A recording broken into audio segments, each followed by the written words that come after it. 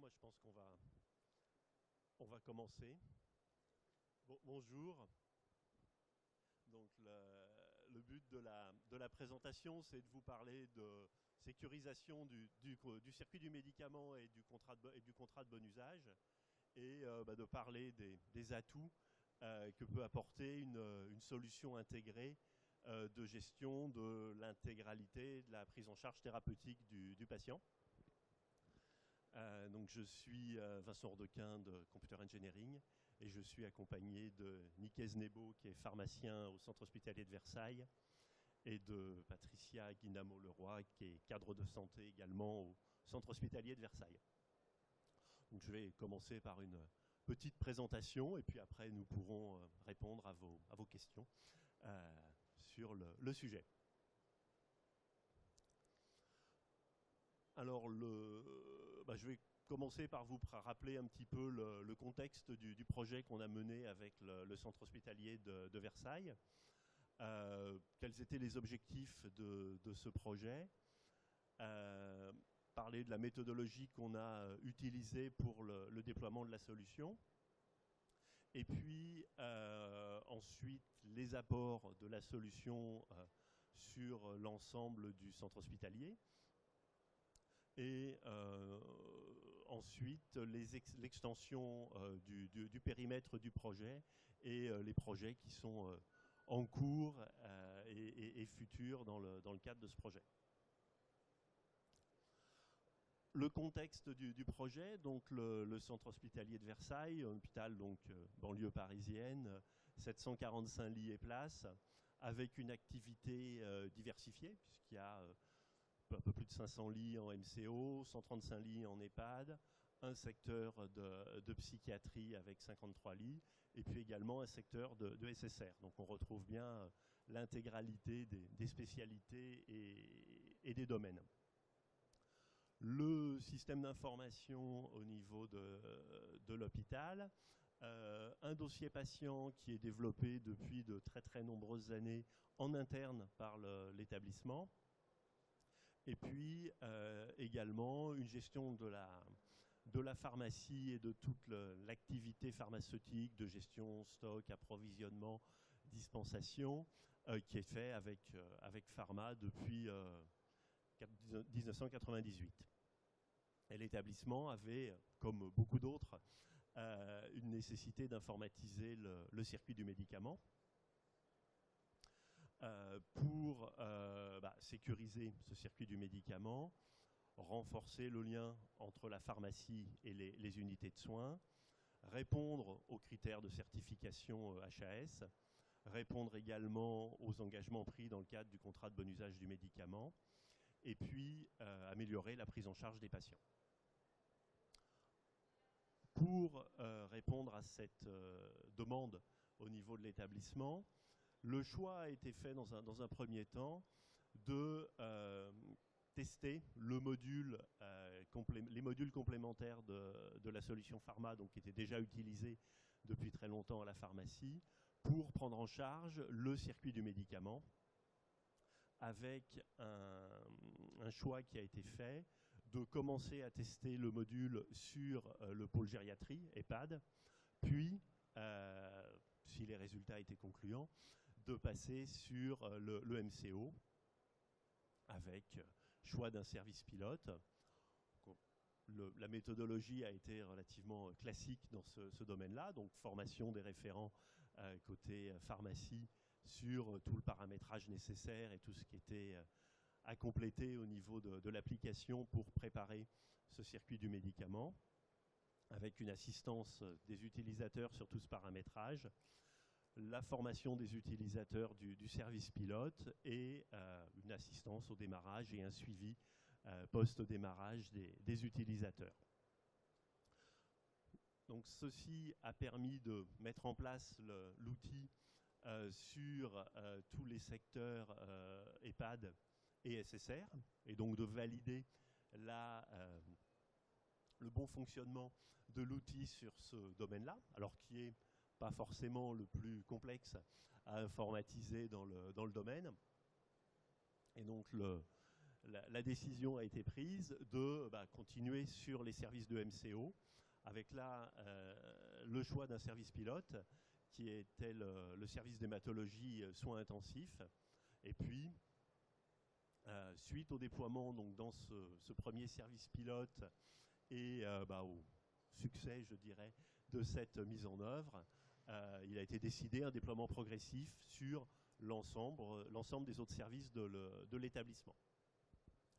Actuellement, le déploiement de la solution pour la partie circuit du médicament est complet sur tout ce qui est EHPAD, SSR, psychiatrie. Et sur le MCO, on est à peu près à 75% des lits qui sont déployés, avec des services qui restent, qui sont la maternité, la chirurgie digestive et les urgences. Et puis d'autres services comme la réanimation, qui eux ont de toute façon un outil dédié pour leur domaine et leur prise en charge. Alors, les clés du succès du déploiement d'une solution de ce type nécessitent un accompagnement important des utilisateurs et la mise en place d'un groupe projet multidisciplinaire. Ce sont des projets qui sont transverses au niveau de l'établissement et qui vont concerner à la fois les équipes de soins, médecins, soignants, la pharmacie, bien évidemment le support côté équipe informatique. Il est donc important de mettre en place dès le début du projet un groupe multidisciplinaire avec des représentants de l'ensemble des métiers pour pouvoir piloter le projet et l'accompagner tout au long du déploiement. Avec également une étape très importante de paramétrage en amont pour faciliter le démarrage. Et il faut passer le temps nécessaire au début du projet pour paramétrer et démarrer dans de bonnes conditions. Pas vouloir aller trop vite et démarrer sans avoir finalisé ce qui est nécessaire pour une bonne mise en place. En plus, on a procédé à un déploiement progressif, alors sur deux axes différents de progression. Un déploiement bien sûr progressif, UF après UF, service après service, pour avoir une montée en charge progressive au sein de l'établissement. Et puis également une mise en place progressive au niveau fonctionnel, avec une première partie sur la partie circuit du médicament, qui était la priorité du projet, et puis ensuite une extension progressive à la prise en charge des actes de soins, à la pancarte, élément qui est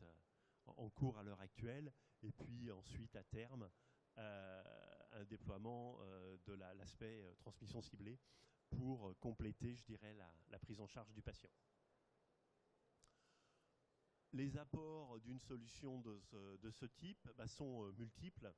et jouent à différents niveaux. Il y a déjà des apports qui sont communs, je dirais, pour tout l'établissement lui-même. La sécurisation, bien sûr, du circuit du médicament et tout ce que ça implique. La réponse au contrat de bon usage. La réponse aux critères de certification sur le circuit du médicament et la prise en charge du patient, avec une amélioration de cette prise en charge. Et puis également la mise en œuvre de bonnes pratiques à différents niveaux sur tout ce qui est suivi des molécules onéreuses, des produits hors GHS, tout ce qui est réévaluation de l'antibiothérapie, et puis également la mise en œuvre de la conciliation médicamenteuse et tout ce qui peut améliorer la prise en charge du patient autour du médicament, entre la transition entre la ville, l'hôpital et puis la ville à la sortie du patient. Des apports plus spécifiques côté unité de soins sur une facilité de prescription, une sécurisation de cette même prescription avec de l'analyse, de la détection d'interaction, de contre-indication. Également une facilité de travail pour les soignants sur tout ce qui va concerner les plans de soins, avec des plans de soins clairs, complets, plus faciles à lire et à utiliser que des prescriptions manuscrites. Également un meilleur dialogue entre les unités de soins et la pharmacie, que ce soit côté médecin et soignant. Également une sécurisation de la préparation des injectables, avec la possibilité, par exemple, d'éditer des étiquettes à partir du plan de soins pour identifier les poches injectables qui sont préparées dans le service pour les attribuer nominativement aux patients et éviter des erreurs à ce niveau-là. Des apports également côté pharmacie, avec un meilleur respect du livret du médicament, avec des aides au niveau de prescripteur par rapport au respect de ce livret du médicament,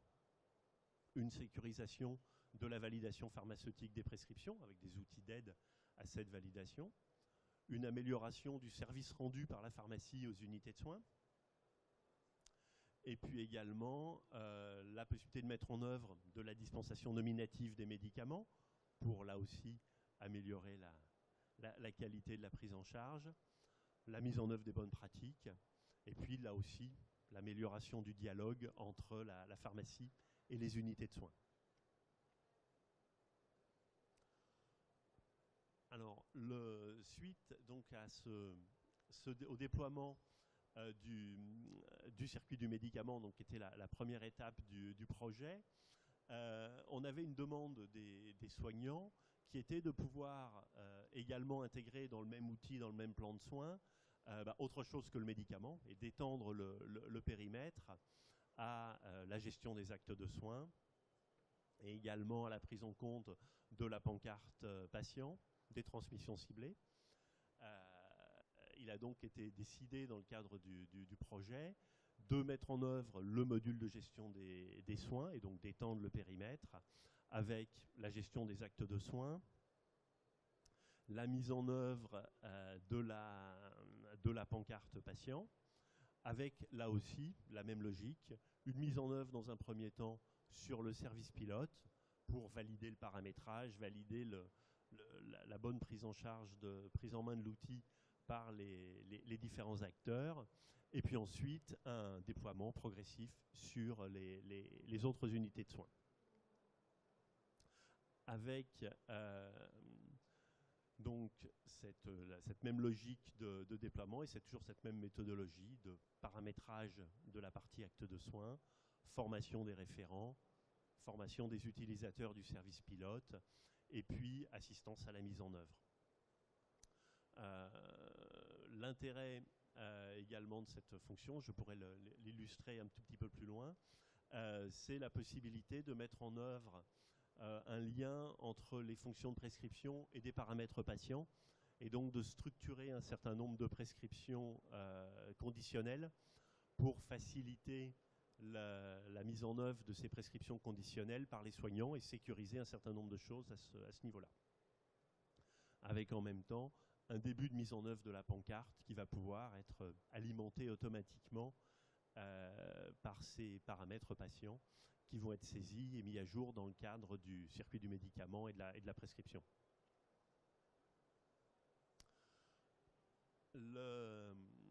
Dans les dernières évolutions de l'application, ont intégré une refonte complète de la pancarte patient, ce qui a permis de répondre à des demandes utilisateurs sur ce domaine-là, et donc